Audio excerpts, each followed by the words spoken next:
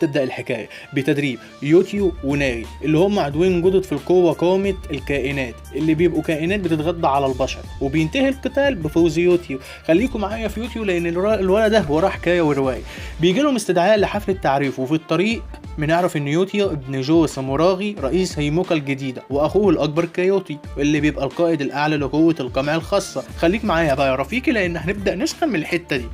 وبنعرف ان قوته الروحيه منخفضه. بيقولوا الاخبار هل يوتي هيعرف بمستواه الضعيف ده يقف قدام الكائنات الاخرى؟ هل انت بتقولها يا صديقي؟ قولها معايا. والله بيقولوا ناغي ما تشغلش بالك، وبيقولوا ناغي ان حلمك من صغرك تنضم لفرقه القمع الكائنات الاخرى، وبيقولوا له يوتي ايوه ويشكره. وبيجي انذار حاله طوارئ، وده انذار يا رفيقي بوجود كائنات اخرى، وبيظهر كائنين بيتجولوا في الشارع، وفي نفس الوقت بيجي شخص وبيهجم عليهم مره واحده من الكائنات دي، ولكن الشخص ده بيموته بضربة واحدة. وبيبقى ده اللواء الدرجة الأولى شمال أكل الدماغ كارين ابن الكدابين. والكائن التاني بيهرب، لكن تفتكروا إنه هيهرب يا رفيقي؟ قولها معايا. لا والله، بيظهر له من تحت الأرض اللواء سيرينغ، وبيجمد الكائن ده في مكانه يا رفيقي. ابن الهرمة بيفكرني بشباب الراجل ده. وبيفتكروا يوتيا واحدة كانت معدية كده وقالت له لازم تعيش في أكاديمية روحانية كورمزيون كل مجند، ومنهم يوتيا وناغي مستنيين قائد كيوتو. وبيجذب انتباه ناغي بنت شعرها اصفر واللي اسمها نومي، واللي جانبها بتبقى اختها كاساني اللي بتجذب انتباه يوتيو، وبتبص كاساني ليوتيو.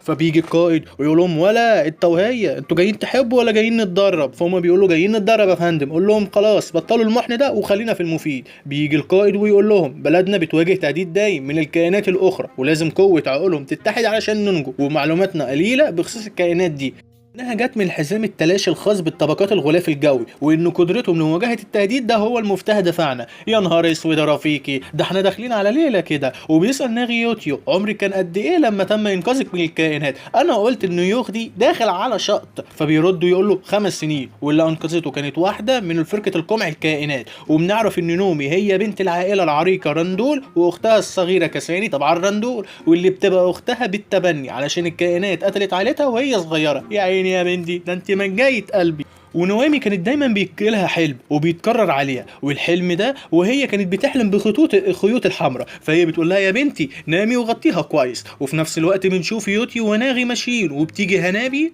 صديقة يوتا بتقول هنابي انها في الفرقة الكشافة، وبيروح لقائدهم سيتو ناركوما واللي نعرف نفسه وقوته الروحية التحكم بالكهرباء، وهنابي قوتها الروحية التحكم في النار، وناغي قوتها الروحية التحكم في الهواء، ويوتا قوتها الروحية التحكم في الاشياء. يا نهار اسود، وعايز دخانة ومنابيلة ومحمد رجعانة وليلة كبيرة ساعات. خليك معايا يا رفيقي ما تروحش بعيد. قدم في وحدة القمع الكائنات لانها انقذته وهو صغير وعاوز يرد الدين. دي مين هو احنا لسه هنعرفها، لكن كل ده يوتيو كان هيقع لكن هي انقذته. وبيقول له القائد للطلاب اللي قبلهم يعرفوا انفسهم، ودي الملازمه توسوغامي قوتها الروحيه هي الاستبصار، وده تعريف كغيره قوه اختفاء.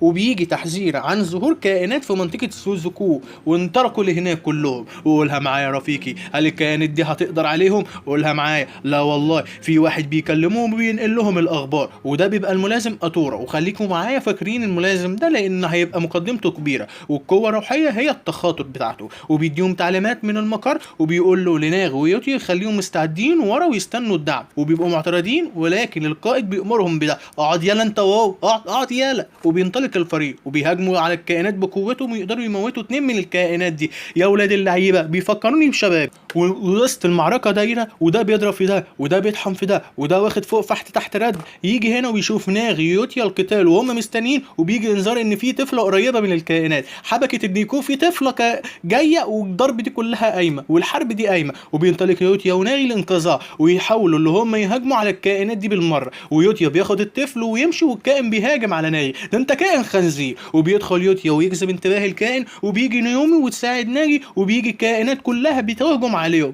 لكن بنعرف ان قوتهم انها بتشوف اللي بيحصل قبل الحدوث، وبتاخد نغامي تقدر تهرب بيها. وبنروح ليوتيو والكائن خلاص موته. لكن بتدخل كاساني وقوتها هي التحريك العقلي، وتنطلق كاساني ويوتيا، وبيقدروا يوتيا بمساعدة كاساني بيهزموا الكائن ده. وبيجتمعوا مع نوما وناغي، وبييجوا الاعلام يقول ان يوتيا بجهده قدر يهزم الكائنات دي. يا اولاد الكدابين، حتى انتوا هنا في اليابان بتكذبوا، وده اللي مستغربينه يوتيا. وبنتدخل الكائن ارشي وقوتها هي السرعه القاتله. يا منجايه قلبي، انا بقيت بكرش عليها يا جدعان، وتجذب انتباه الاعلام علشان يقدر يوتيا يمشي، وبيجي واحد ياخده ويختفي، وبيعرف نفسه للمقدم لوكا.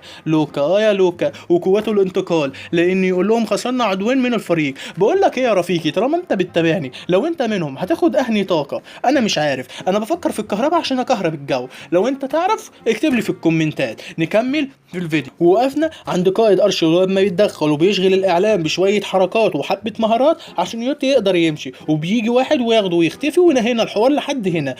وللاسف بيجي لهم باخبار محزنه، واول خبر ده يقول لهم احنا فقدنا عدوين من الفريق، والكائنات اكلت دماغهم. وبنعرف ان الكائنات دي بتتغذى على ادمغه البشر. طبعا لو انا قلت لكم في فيلم اجنبي كان بيتكلم على الحكايه دي، لو عرفتوا اكتبوا لي مره بالكومنت. انا عايزكم جمهور فورما انمي يبقى مفتح معايا على طول ومعايا على الخط. وده اللي بيصدمه. وبيظهر اللواء كارين ويقول ان الحاجه الوحيده اللي تستحق الاباده هي البلاد دي، وفي اليوم التالي.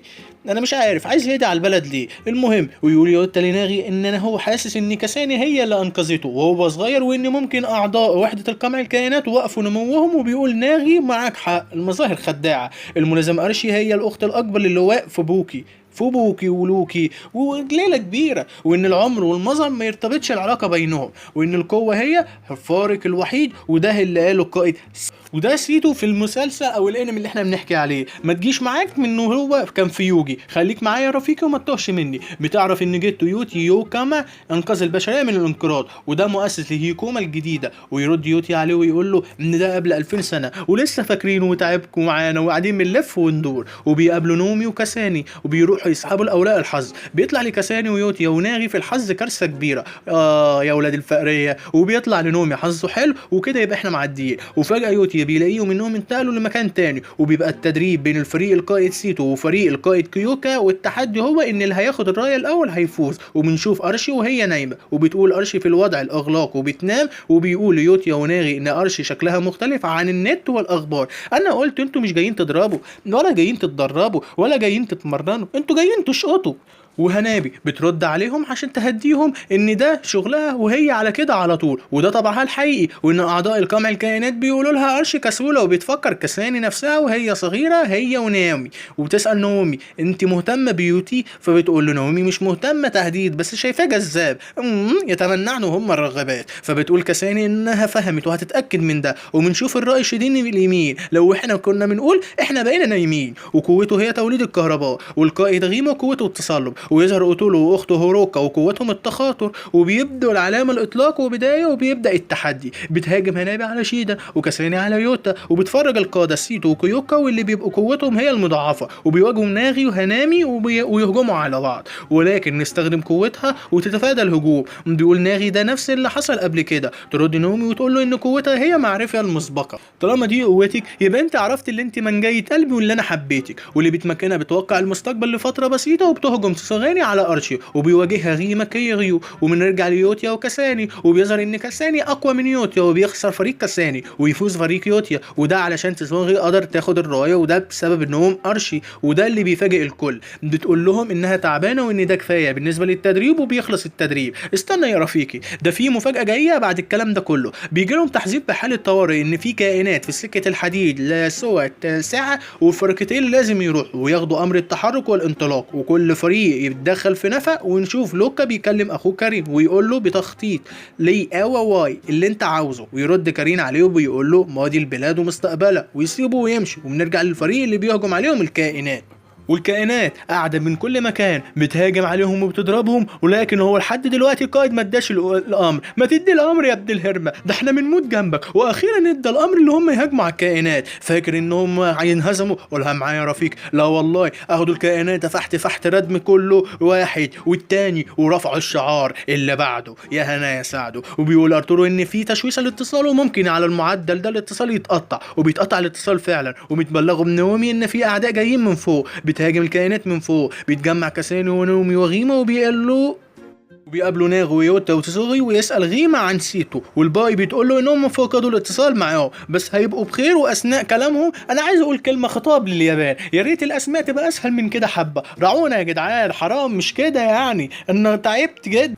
وبتحذرهم نومي ان في هجوم من فوق وبيدمر السقف ويفرقهم، ويبقى يوتيا وكاساني يقدمهم كائن عملاق واللي بيهاجم عليهم ويقتلهم وبيقدر يهزمهم بكل حاجه. وبيخرج غيما وتسوغامي من تحت الانقاض، الله عليكم. وبيبقى ناغ ونومي في الجانب التاني، وفجاه بيتقرب منهم الكائن وبتقول لهم تسوغامي ان الكائنات محوطاهم من كل مكان، ما تقوم يا كاساني يا غيما يا يوتا ما تعملوا حاجه في ليلتكم دي. وبعد كده فكروا وطلعوا كابل بيقولوا كابل ساس، والكابل ده بيبقى نظام بيمكنهم من توحيد قوتهم، وفعلا بيقدروا اللي هم يشيلوا الصخره والكائنات بتهجم عليهم من كل ناحيه. لكن يوتيا يسكت ولا معايا يا رفيقي، لا والله بيقدر يهزمهم. وفجاه بتبنى نومي ان كاساني هتتصاب وحد بيطلق حاجه في اتجاهها، لكن نومي بتحمي كاساني وبنكشف ان نومي اتصابت وفي حاجه غريبه بتحصل لنومي ومش عارفين هي ايه، لسه هنعرف. وبيتفاجئ ان نومي اتحولت لكائن من الكائنات دي. وانا اللي كنت بكراش عليكي وبحبك يا من جايه قلبي. وده بيتصدم كاساني والكل بيبقى مظلوم، وبيهجم الكائن على كاساني والفريق بيقاتل الكائن ده. وكاساني بتحلم بنفس الحلم تاني، لا تدع السلاسل الحمراء تفلت من قبضتك. دي ايه دي امثال مسبوقه ولا ايه؟ وناغي بيبقى في حاله صدمه شديده ومش بتتحرك، والكائن بيهجم على ناغي خلاص. بس يوتيا يسكت، لا والله بيحكيها وبيهجم على بيحبها وبيحميها وبيهجم على الكائن ده وبيجيبوا تحت ردمه وبيقومه. وكاساني بتصحى وبتصدم من يوتا وبتتراوح تدافع عن الكائن. وفجاه بيظهر 3 اشخاص بياخدوا الكائن وبيختفوا وبيقولوا ناغي اللي حصل ده، وكانوا مستعجبين وفي حاله صدمه كبيره. لكن وبيجي اللواء فوبوكي ويقول لهم عاوزكم تخلوا اللي شفتوه النهارده سر، وده لاجل حمايتكم الشخصيه. والكل بيستغرب من الكلام ده ويقول ان نومي ماتت في القتال، ده اللي هيتكتب في التقرير. وبيعترض كاساني وتقول نومي ما ماتتش، وغيما بيقول فهمت اوامر اللواء، وكاساني بترفض ده وتمشي. فبيجي اللواء كارين ويمنعهم من ده وبيهاجم كاساني عليها، لكن بيقدر يتفادى الهجوم ويهاجم عليها بالكهرباء وبيمشي.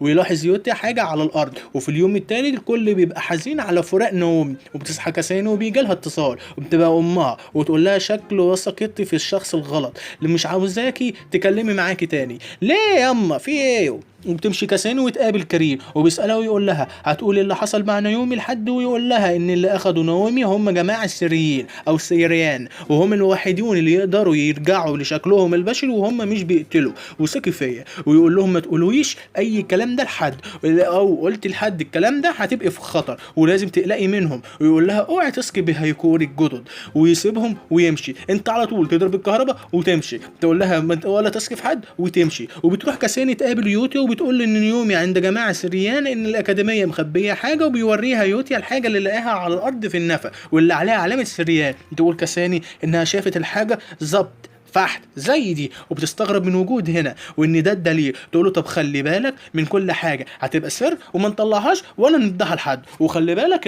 الحيطان ليها وبدان وان ده دليل، وان خلي كل حاجه بينا سر. تقول له انا هرجع لنيومي بالمره كده اوعى تقف في طريق. قال لها طب انا مالي انا عايز اساعدك، ولا انت بتحبني واحنا مش جايين نشقط بعضينا. وتقول كاساني ملهوش لازمه وبتشكره.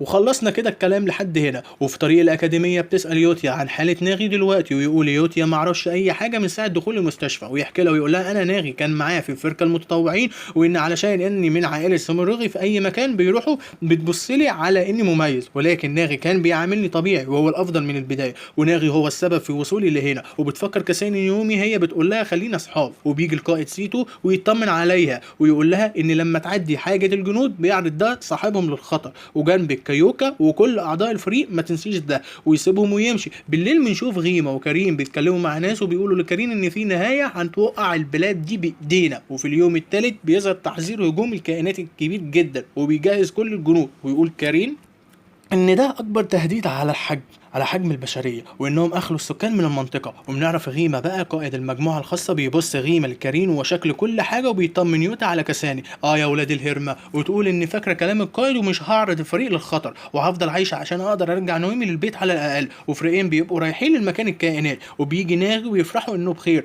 ويقولوا ناغي للقائد سيتو انه راجع لاداء الواجب العسكري، وبيبقى ناغي متحمس جدا. دي غريبه يا رفيقي، وده اللي برضه اللي استغربوه وانا برضه استغربته. فيوتيا قرب عليه وقال له انت كويس؟ قال له اه حبيبي تمام. قال له انت تمام؟ قال له اه انا تمام. قال له طب اخبار نيومي ايه؟ يرد ناغي يقول له انا اتصدمت لما سمعت انها ماتت في القتال. بيستغرب يوتا ويقول لا هي لسه عايشه بس واخده شكل تاني. يقول له ناغي انت لو بتهزر فده مش وقت ضحك ولا وقت هزار، خصوصا لو سمعتك كساني، احنا على وشك مقاتلة الكائنات دي، وعارف ان ده صعب جدا، لازم اللي احنا نمشي ويلا بينا نمشي. وبيعرف يوتا ان ناغي مش على طبيعته وشكل في كده في حاجة غلط، وكاساني بيشوف حلمها في الواقع وتمسك دماغها. وبيستغرب الفريق لحد دلوقتي مظهرش اي كائن، وبيتصل القائد سيدو على اوتار ويقول له يا اوتار ان ده مش من التوقعات وانت باين كبرت وخرفت. لكن اوتار بيقول له الاتصال بيقطع، هوراكو اخد واوتارو وبتفقد الاتصال بفريقها هي كمان. وبيستوعبوا اوتارو ان ده نفس اللي حصل يوم التحول نيومي. وفجأة بتقول تسوغامي انهم متحاصرين،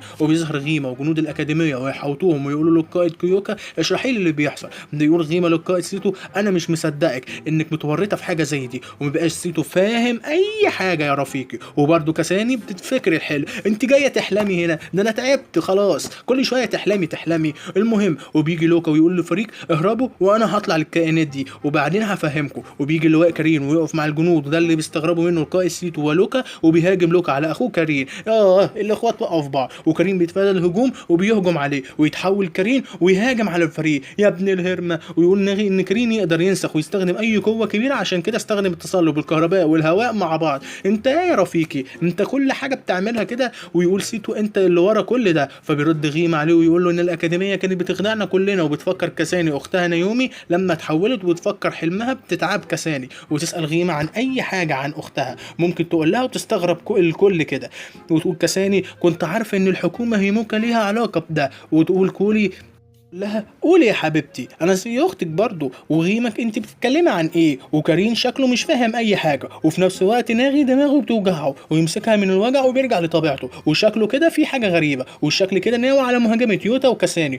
وجيما بيقول ان هيموكا الجديده بتخدعنا كلنا، وانت المفروض تبقى عارف اكتر من غيرك يا سيتو، وانك مشترك في البحث الفظيع ده. وقدام يا صاحبي هنعرف ايه البحث ده. وبنرجع لسيتو وبيبقى مش فاهم جيما بيتكلم عن ايه اصلا. وبيظهر كارين وبيقول خلص وقت الكلام، وجيما واللي معاه بيهجموا على الباقي. وتقول هاروكا مفيش اختيار غير اننا نقاتل، وبتبدا المعركه. وكاجيرو بيقول انه هينسحب ومش هيشارك في ده. وبيبقى يوتو مستغرب من اللي بيحصل، وبيقول المفروض اننا كلنا اصحاب. وبيهجم ناجي على يوتو وكاساني، ويوتو بيصد هجومه. ولوكا بيهجم على اخوه كارين ويقول له انت دايما كده يا اخويا، مش بتقول لي اي حاجه. ومن ناحيه اخرى جيما بيقاتل سيتو، ويقول له سيتو واحد زيك لما يعمل كده بجد يبقى الموضوع كان قلق، هو ده اللي انت عاوزه فعلا يا جيما؟ ويقول له جيما انا عاوز اعرف الحقيقه وبس. والاتنين بيستعدوا للقتال. وليه ناجي بيهجم على يوتو، وكاساني بتسال اللي حصل لناجي، ويوتو بيرد انه ما يعرفش، وانه بيتصرف بغرابه قبل ما نوصل هنا، وتقريبا انه فاكر ان ناومي ماتت في القتال. وتقول له كاساني انت شفت كل حاجه بعينيك يا ناجي، ازاي مفكر ان ناومي ماتت وان ناومي اتحولت لكائن اخر؟ وبقول ناجي ما قداميش اختيار غير ان اخلص منكم. وكاساني بتشوف الخيوط الحمراء في ناجي وبتفتكر حلمها، وناجي بيصرخ ويجمع قوته كلها، ويوتو وجيما بيشوفوا قوه ناجي. وبيستغرب جيما من قوه ناجي، وبيبقى سيتو قلقان على يوتو وكاساني وبيروح لهم، ولكن بيهجم ناجي على يوتو وكاساني وبيبقوا مش قادرين يصدوا الهجوم. وبيتدخل القائد سيتو في اخر لحظه وبيصد وبيروح يطمن عليهم. وبيستغرب من قوه ناجي لانها بتزيد بشكل مش طبيعي. وبقول لناجي مش هسمح لك بده، هتندم لو قتلت يوتو يا ناجي. وناجي بيجمع قوته وبيهجم على القائد، والقائد بيصد الهجوم، بس بيلاقي ناجي بيضحك وبيعرف ان ده فخ من ناجي. وراه بيلاقي هجوم تاني رايح على يوتو وكاساني، وبيجري عليهم القائد وياخد هو الهجوم، وده اللي بيصدم الكل. وبيروح القائد بسرعه لناجي ويقول له انت من فريق يا ناجي ومش هسيبك تغير مكانك، وبيخليه يغمى عليه وبيقع معاه هو كمان. وكاساني لما بتشوفهم على الارض بتفتكر الحلم التاني، وكاساني ويوتو بيبقى عندهم اضطراب وتشويش، وشكل في حاجه بتحصل، وبتفتح بوابه زي الثقب الاسود وبتسحب الكل جواها. ويوتو وكاساني بيختفوا من المكان، وناجي بيصحى وبيشوف القائد غرقان في دمه على الارض وبيقوم ويمشي. وجيما بيشوف كريم، وكريم بيقول انه ظهر اخيرا وبيختفي. ويشوف سيتو في طريقه للبوابه، وجيما بيجري على صاحبه علشان ينقذه. ولوكا بيشوف تسوجامي وهنامي وجيما وهم ماسكين سيتو، وللاسف القائد سيتو بيفلت من جيما، وجيما بيقول له سامحني يا سيتو، وبينقذهم لوكا بالانتقال الاني، ولكن بعد فوات الاوان. وبتقول هنابي معقوله ان البوابه ديت سحبت يوتو وكاساني زي القائد. وبنرجع ليوتو وكاساني واللي بيلاقوا نفسهم في المكان اللي كاساني حلمت بيه، وبتظهر شاشه فيها شخص. وبقول يوتو ان الشعار اللي على صدره بتاع عائله سيموراجي، وهو شبه ياكوما سيموراجي، ولكن في شخص تاني بيظهر وبيتقتل منه. والخيوط بتظهر وبتسحب كاساني لفوق، وبيصحى يوتو وسط اصحابه وبيطمنوا عليه. وبيسال يوتو عن كاساني وناجي، وبيقولوا له انهم ما يعرفوش. وتقول له تسوجومي مش هتقدر تعمل حاجه، واننا ما كناش هنبقى موجودين لو ما انقذناش لوكا، وهو دلوقتي راح يدور على كريم. وتقول له هنابي ان جيما مش عدونا دلوقتي. وبيقع جيما على الارض وبيعتذر لهم. وبنشوف في كان عامل ان اجهزه السنت كلها بتتعطل، ونرجع لتسوجومي اللي بتقول لهم ازاي قادرين اكلمه وكأن مفيش اي حاجه حصل، وانه كان السبب في معركه بسببها انتهت حياه القائد. ويقول لها يوتو فولي على اللي حصل. وبيقول جيما ان حكومه هيموكا الجديده بتهدف لبناء مجتمع مراقبه مركزه في سوهوان، واول حاجه بتعملها الحكومه هي الفحوصات الطبيه، وده علشان يلاقوا مستخدمي القوى الروحيه اللي هم عاوزينهم واللي بيختاروهم ما يقدروش يرفضوا، ولما بيتجندوا بيتم وقف نموهم، وده للحفاظ على قوتهم الروحيه، وان ده هو السبب في هزيمه الكائنات الاخرى. بس ما وقفوش عند كده وبس، ده كمان ممكن يعيدوا تاهيل الشخصيه، وده اللي بيفاجئ الكل. وبقول كان عندي صاحب تغير فجاه، واكيد ان تم التلاعب بشخصيته، وان ممكن الاعضاء الجدد ما سمعوش بالكلام ده، بس الحاجات دي بتحصل كتير، وكل ده تحت توجيهات الحكومه، وان ده بسبب تصرفات ناجي الغريبه، وانه تم التلاعب بشخصيته، وده اللي بيصدم يوتو. ويقول جيما ان عمره الحقيقه 54، وتاثير وقف النمو بيبدا يتلاشى مع الوقت، وان جسمك بيبدا يكبر ووقتك بينقص، وان على الاغلب هيخلوني امشي من وحده قمع الكائنات. وده لما كارين هو اللي قال ان سيتو كان مشارك في البحث اللي بيخفي اعاده تاهيل الشخصيه، وتقول لتسوجومي ان القائد عمره ما كان هيعمل كده، ويقول لها جيما عارف ده ليه ما صدقتوش انا اسف. ويقول له يوتو يعني كارين بيعارض اللي بتعمله حكومه هيموكا الجديده، ويقول له جيما لا، وبيفتكر لما كارين قال ظهر اخيرا واختفى، وبقول ان شكله في البدايه وان كارين، وقبل ما يكمل كلامه بيظهر تحذير، ولكن التحذيرات بتختفي وبتظهر الكائنات وتدمر في المدينه. وبيجي واحد للقائد سيموراجي ويقول له ان عدد كبير من الكائنات جايين في طريق مركز سو، وبقول له القائد دمروهم حالا، ويرد عليه ويقول له ان نظام الدفاع مش شغال والسنت معطل. ويظهر اللواء فوكي ويقول له ليه بتعمل حاجه زي كده يا كريم، ده باين انه عارف كده ولا ايه. وبيظهر كريم بعد كده ويقول له هرجعك المره دي. ونرجع لكسان اللي بتفوق وسط فراه وتقول احنا فين، وتقول لها هنبي بص وراكي، وتلاقي ان ده طريق كوناد السريع، وان ده هم اللي لقوه لما فاقوا. ويظهر شخص لوحده ويقول تعالى بسرعه يا كساني. ونرجع للمدينه ووحده القمع بتحارب الكائنات، ويوتو بيبقى ثابت، وبيظهر كائن فجاه وكان هيموته، بس هنبي بتنقذه في اخر لحظه وتقول له ركز. وشكل يوتو مش فاهم اللي بيحصل وازاي جه هنا. واتارو بيكلم يوتو عن طريق التخاطر، ويقول له ان نظام الحساب اللي اسمه هاكي واللي بيتحكم بكل صوت قفل، والسبب مجهول، بس ده دمر نظام دفاعنا، وده اللي سمح للكائنات تتسلل للمدينه. وهشوف لو اقدر اعيد تشغيل السن. وفجاه بيلاقي اتارو جولد زيران بتحاصر مقر القياده، واخر رساله بيقولها انهم يدمروا الكائنات على قد ما يقدروا، وان ده شكله انقلاب. وبعدها بيقطع التخاطر ويقول لهم يوتو ان اتارو كلمنا عن طريق التخاطر وقال لي ان هاكي اتقفل والسنت ونظام الدفاع مش شغالين، وان في انقلاب. وتقول هنبي لو كريم بيخطط لاسقاط الحكومه فده يعني هيتم اسقاط الرئيس سيموراجي ابوك يا يوتو. وعلى طول بينطلق يوتو وبيدمر كل الكائنات اللي في طريقه. وتقول تسوجومي المفروض تروح لمكان ابوك، ويقول لهم جيما ان يوتو عاوز يكمل واجباته الاول. ويوتو وجيما وهنبي وتسوجامي بيكملوا في تدمير الكائنات، وبيفتكر يوتو ان كان بيحب كارين وانه كان واخده قدوه وعاوز يبقى زيه. وبيفتكر ناجي برضه وتغيره المفاجئ، ويقول ان اكيد ابويا يعرف حاجه عن اللي بيحصل. وبيجي القائد فوكو ويقول لهم انتوا بتخدموا في انهي فرقه دلوقتي، وبتقول له تسوجومي ان القائد سيتو اتقتل في المعركه، وده اللي بيفاجئ القائد فوكي. وبيسالهم انتوا شغالين تحت امر كارين، ويقول له جيما لا، ويحكي له كل حاجه. وبقول لهم القائد فوكي اننا هنحتاج اكبر عدد من الحلفاء، وانكم هتشتغلوا في فرقتي من دلوقتي، واني مش فاهم اللي بيحصل، بس الواضح ان قوات سيران وعناصر تانية اتأمرت لمهاجمه سو، وان كارين هو العقل المدبر. ويقول لهم كمان ان عاوزهم يتاكدوا من سلامه الرئيس سيموراجي وكمان اعضاء المجلس. وبقول ليوتو ان الرئيس هيطمن لما يشوفك، ويقول لهم خدوا بالكم من دلوقتي مش كل اعضاء وحده القمع معاكم. وبيجي لوكا عند يوتو والباقي، وبقول لهم ان مكان اخويا كارين واهدافه مجهولين، ومفيش اخبار عن كاجيرو وكيواكا وفرقتهم برضه. وفجاه بيشتغل السنت تاني وبيظهر كارين، وبقول للسكان هيموكا المعميين والاغيار اللي اختاروا يطنشوا انا كارين وبرفض مجتمع المراقبه في هيموكا الجديده، واني وقفت خلاص، وانا واصحابي مصممين اننا هنكمل مع سيران واللي بتشاركنا نفس التفكير، وان البلاد فاسده، وان حكومه هيموكا الجديده استخدمت السنت لتعزيز المجتمع، وزي ما انتم عارفين ان قلب السنت هو الحاسب المركزي هاكي، وان كل المواطنين تقريبا عندهم قدرات روحيه وعقولهم متصله ببعضها من خلال النظام ده، وده اللي بيمكن انه يوصل لاي معلومات في اي وقت واي مكان، وان دي مش حريه حقيقيه، وان الحكومه بتستخدم المعلومات دي، واحنا مجرد ماشيه مستخدمه ومستغله من خلال الحكومه، وان اللي بيحصل اوامر بيموت او يتجنن او يبقى عبد عندهم، وان هيموكا الجديده ظالمه، وده وقت النهوض والاطاحه بحكومه هيموكا. وفي نفس الوقت بتيجي الكائنات وبتهجم على يوتو واصحابه، وبقول له جيما روح اطمن على الريس وسيب لنا الباقي، وبينطلقوا لتدمير الكائنات، ويوتو في طريقه للريس، وبيسمع كارين وهو بيقول لسه افتحوا عينيكم يا شعب هيموكا، سيران هتحمي اراده الناس الحره وهتوفر مكان يعيش الناس حياه حقيقيه، واوعدكم انها هحمي كل حاجه، وان مسموح لكل اللي بيشارك التفكير ينضم لينا. وبيفتكر يوتو في فلاش راك لما كان بيقول لابوه انه هينضم لوحده قمع الكائنات، وابوه بيقول له ان ده مستحيل لشخص بقدرات ضعيفه زيك، وان يوتو اتحاده هيبقى اقوى بالتدريب. وابوه بيقول له ما فكرتش امك كانت هتقولي لو كانت عايشه، فاكرها هتبقى مبسوطه بده. ويوتو بيسكت، وبقول يوتو ايا كان اللي بتخطط له الحكومه فابويا هيفضل ابويا، وبيدمر الكائنات اللي قدامه. وبنروح للرئيس وهو بيهرب من المجلس، ويوتو بيوصل وبيشوف الاعضاء مقتولين، وبيجي وبيهجم كان عليه ويوتو بيدمره، والرئيس بيبقى بيهرب وبيظهر كان قدامه قبل ما يموته، بيظهر حد ويقتل الكائن وبيوصل يوتو وبيلاقي كاساني، ونتفاجئ احنا ويوتو ان كاساني ماسكه سكينه وابو يوتو واقع على الارض وبتهجم على يوتو، ويوتو بيكون مرعوب ومش عارف يعمل اي حاجه، فهل يا ترى هيقدر يمنعها؟ ده اللي هنعرفه في الفيديو الجاي. ما تنساش بقى تعمل لايك واشتراك لان ده بيدعمنا، واشوفكم بخير في الفيديوهات الجايه. مع السلامه.